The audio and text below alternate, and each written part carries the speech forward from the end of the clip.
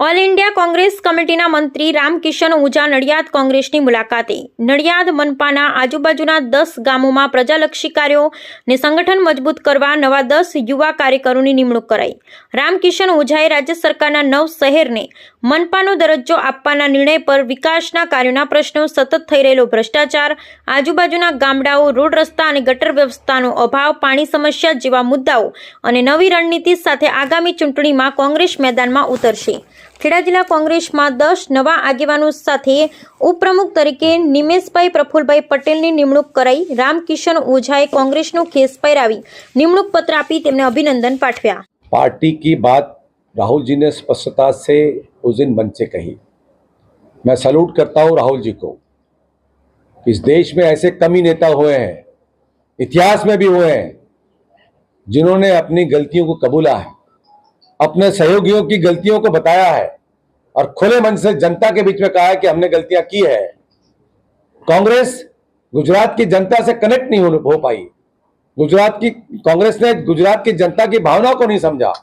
गुजरात ने कांग्रेस को बहुत कुछ दिया है, ये उन्हें कबूल किया है और हम एग्री करते हैं, चाहे कारण कुछ भी हो, चाहे हमारे नेताओं की गलतियां हो या हमारे नेताओं की कुछ भी गलतियां आगे बढ़ के हो, उनको कहीं न कहीं सुधारेंगे और जो इसमें जवाबदार लोग होंगे उन पे कार्रवाई करने का उन्होंने स्पष्ट संदेश दिया है और मैं उनको इस बात के लिए धन्यवाद देता हूं।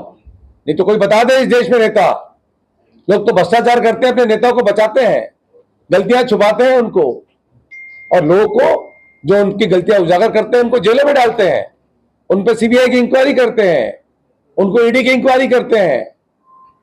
अभी अहमदाबाद शहर में एक स्कूल के कॉलेज के अंदर एक बच्ची को रैगिंग की एक लड़के ने, हमारे एनएसयूआई के बच्चों को फोन आया, हमने वहां पर उनको भेजा, उल्टी कार्रवाई पुलिस ने की है, उस बच्ची के ऊपर कार्रवाई की है, जो उस बच्ची को छेड़ रहे थे, रैगिंग कर रहे थे, उनको कार्रवाई करनी चाहिए थी, हालांकि जो बचाने गए उन पे कार्रवाई की है। उस लड़की को स्कूल कॉलेज से दाखिला निकाल दिया गया है, उसको एनओसी दे दी गई है।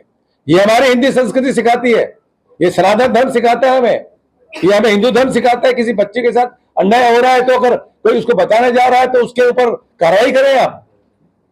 ये हमारे परिवारों ने नहीं सिखाया और न हमारे कांग्रेस के किसी कल्चर में सिखाया जाता है। हम सत्य की लड़ाई लड़ेंगे।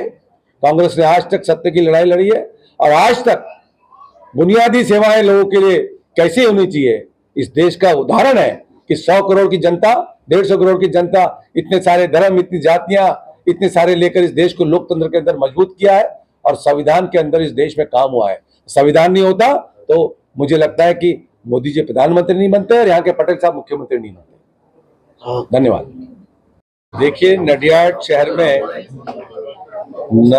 नगर पालिका से महानगर पालिका में परिवर्तन करने का निर्णय सरकार ने लिया है और अब इसका व्याप बढ़ने वाला है, महानगर पालिका में करने। नडियाद शहर में आने वाले चुनाव संबंधित और संगठन के विस्तार संबंधित आज हमने विस्तार से सार्थक चर्चा हमारे सारे वरिष्ठ पदाधिकारियों के साथ, हमारे पूर्व जिला अध्यक्षों के साथ, शहर अध्यक्षों के साथ,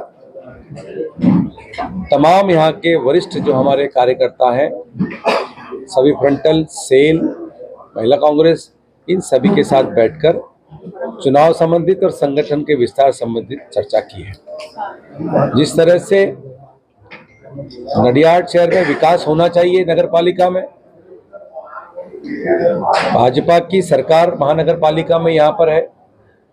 पिछले कई वर्षों से जो पैसा राज्य सरकार से आता है, जो पैसा यहाँ के लोगों के घरों के टैक्स से लिया जाता है, व्यापारियों से लिया जाता है, वो सारा का सारा पैसा जिस तरह से खर्चा होना चाहिए विकास के लिए, वो इस शहर में हो नहीं रहा है। चाहे पानी की समस्या हो, चाहे गटर लाइन की समस्या हो, चाहे सरकारी स्कूल जो महानगर पालिका के अंतर्गत आते हैं, नगर पालिका के अंतर्गत आते हैं, उनकी व्यवस्थाएं हो, चाहे स्वास्थ्य संबंधी व्यवस्थाएं हो, भ्रष्टाचार की लूट पड़ी हुई है। सरकार ये समझती है कि जनता बेवकूफ है। पिछले जब से ऑक्ट्राय बंद हुआ है, सरकार ने ऑक्ट्राय बंद करते समय नगर पालिकाओं से और महानगर पालिकाओं से वादा किया था कि आपका खर्चा जो है ऑक्ट्रा के माध्यम से आने वाले इनकम से जो होता था, और ऑक्ट्रा बंद करने के बाद जो 18 से 20% का जो खर्चा है राज्य सरकार महानगर पालिका को, नगर पालिका को देंगी, ऐसा उन्होंने वादा किया था। लेकिन दुर्भाग्य की बात ऐसी है कि जनता के शहर में रहने वाले लोगों की सरकार को चिंता नहीं है। वो पैसा कई वर्षों से नगर पालिकाओं को दिया नहीं जा रहा। नगर पालिकाएं अपना खर्चा पूरा नहीं कर पाती है, इसलिए पानी का बिल हो, चाहे घर का टैक्स हो, चाहे रास्तों का दुरुस्तीकरण हो, चाहे नालियों का निर्माण हो, चाहे स्वच्छ पानी देने की बात हो, ये सब करने में असमर्थ रहती है। और घरों का टैक्स और पानी पे का बिल जिस तरह से बढ़ा है, आम आदमी, सामान्य आदमी, मध्यम वर्गीय आदमी ये पीड़ित है, परेशान है। इनकम कम हो गई है, खर्चे बढ़ गए हैं, महंगाई अपने मापदंड को क्रॉस कर चुकी है। और जो पैसा एक सामान्य आदमी, मध्यम वर्गीय आदमी कमाता है, वो पैसा उसको पूरा पड़ता नहीं है, क्योंकि उसको दिन में जिस परिसर में रहता है उसमें बुनियादी सेवाओं की अभाव है, क्योंकि बुनियादी सेवा बनाने के लिए भ्रष्टाचार हो रहा है। तो ये सारी बातें जो नडियाड की है, इस शहर के अंदर में कांग्रेस का कार्यकर्ता नडियाड शहर के सभी नागरिकों से मिलेंगे, घर घर जाएंगे, उनसे चर्चा करेंगे और उनकी सेवा के लिए हम क्या कर सकते हैं उसका प्रण लेंगे। और हमारा घोषणा पत्र, जैसे कि आज चर्चा हुई हमारी, कि हमारा घोषणा पत्र चुनाव के पहले 3 महीने पहले हम बनाकर शहरवासियों को वादा करेंगे कि हम आने वाले चुनाव में सरकार बनाने के बाद कांग्रेस की, हम उनका विकास, उनके स्वास्थ्य की सेवाएं, उनके ट्रांसपोर्ट की सेवाएं, उनको स्वच्छ पानी मिले, स्वस्थ दर में मिले, बच्चों को शिक्षा भी अच्छे ढंग से हो, स्कूलों का निर्माण जो हमारे यहाँ पर हुआ है हमारे कांग्रेस के कार्यकाल में, उनकी हालत जर्जर है, उनको बनाने का काम हो और स्वच्छ पानी पिलाने का काम हो, कांग्रेस उनके लिए करेगी। ये वादा लेके हम सरकार जनता के बीच में जाएंगे और चुनाव लड़ेंगे। सर, आप कॉर्पोरेशन में सत्ता लाने की बात कर रहे हैं, जबकि पिछली बार जब इलेक्शन हुए थे नडियाद नगर पालिका में, कुछ स्थिति ऐसी थी कि कई वार्ड में कांग्रेस को उम्मीदवार नहीं मिले थे, कुछ वार्ड में कांग्रेस के उम्मीदवारों ने फॉर्म भरे तो फिर बाद में फॉर्म वापस ले लिए, इलेक्शन भी नहीं लड़े। तो अब की बार क्या स्थिति रहेगी? आप कांग्रेस को क्या मजबूत कर पाएंगे? कांग्रेस को मजबूत करने की जरूरत नहीं, कांग्रेस मजबूत है, जनता के दिलों में कांग्रेस है।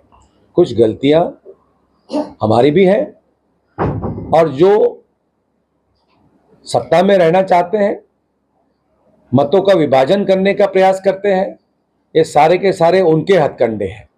अगर लोकतांत्रिक तरीके से चुनाव हो, एक दूसरे की पार्टी में कभी भी तोड़फोड़ ना हो, आपके पास सत्ता पूरी है, आपके पास 156 विधायक हैं, और उसके बाद भी 17 लोगों से आप इतना डरते हैं कि उनके 6-6 विधायक तोड़ने का अभी भी प्रयास करते हैं। मैं माननीय मोदी जी से निवेदन करूंगा कि गुजरात की जनता उनके तरफ आशा भरी नजरों से देख रही है। उनको देश का प्रधानमंत्री गुजरात के नाम पे बनाया गया है, और जिन लोगों के हाथ में उन्होंने यहाँ की सत्ता दी है वो एकदम तांडव कर रहे हैं। ये शायद उनको पता नहीं है कि इस तरह का भ्रष्टाचार इस राज्य के अंदर हो रहा है, नगर पालिकाओं में हो रहा है। जिस दिन प्रधानमंत्री जी को ये सब पता चलेगा तो उनका ये हाल वो प्रधानमंत्री खुद ही करेंगे, क्योंकि उन्होंने देश का वो शासन कर रहे हैं। मेरा ये निवेदन है उनसे, अमित शाह जी से, कि ऐसे भ्रष्टाचारी लोगों को सबक सिखाएं। पूरा का पूरा भ्रष्टाचार नजरों से देखा जा रहा है। उनको लोगों का काम नहीं करना है, उनको सिर्फ चिंता है कि कांग्रेस कैसी तभी जाए, कांग्रेस को उम्मीदवार ना मिले, कांग्रेस के लोग मैंडेट वापस कर दें, उसके बाद ये बड़ी ताकत से लड़ती कांग्रेस, उसके बाद उनके जीते हुए लोगों को किसी न किसी दबाव में डालकर लेके जाए। ये चल रहा है इस राज्य में। ये क्या चल रहा है? ये महात्मा गांधी का प्रदेश है, सरदार वल्लभ भाई पटेल